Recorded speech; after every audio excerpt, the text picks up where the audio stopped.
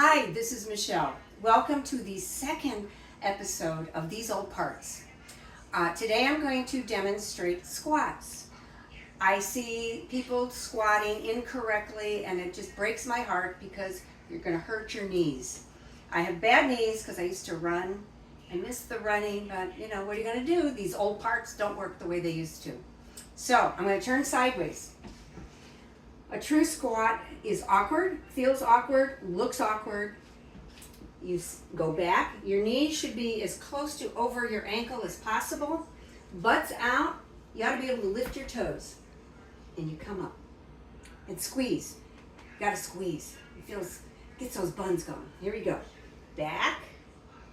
And come up. Squeeze. Back. And come up. Now, you can do all kind of alternatives to that. I'm going to show you some fun ones. The one I'm going to show you first, no one likes, but it is very important. I'm going to use, you don't have to use weights at all, but I've got 3s, I've got 5s, but I also have these. These are 12 ounces. This is about 3/4 of a pound each hand. You don't have to use any, but as long as you got this, you don't need all these.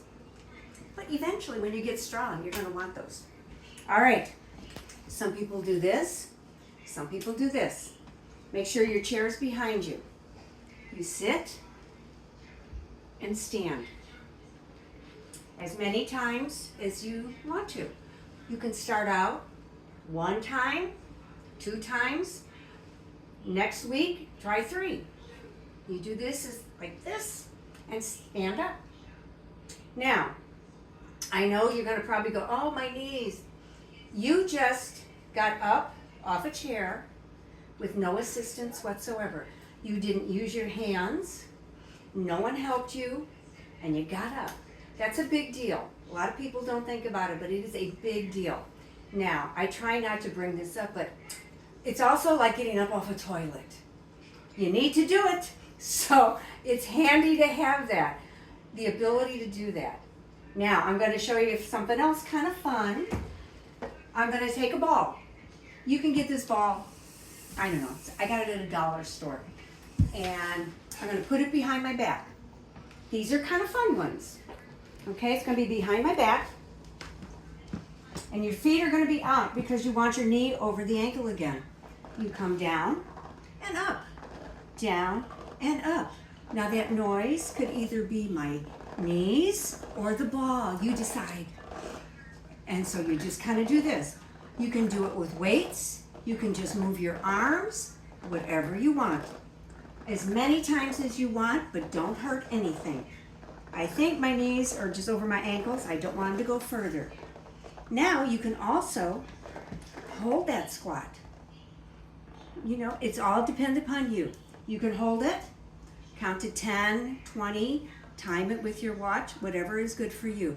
I know that when I first started doing it, my legs would be really having a hard time, but now I'm used to it, so I can do it for quite a while. But come on up. Now this is a fun one. It makes you feel like you're doing more than just squats.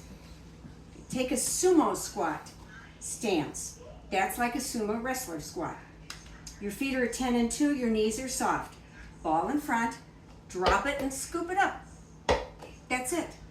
This one's fun. You don't feel like you're doing a squat. You feel like you're just playing with a ball.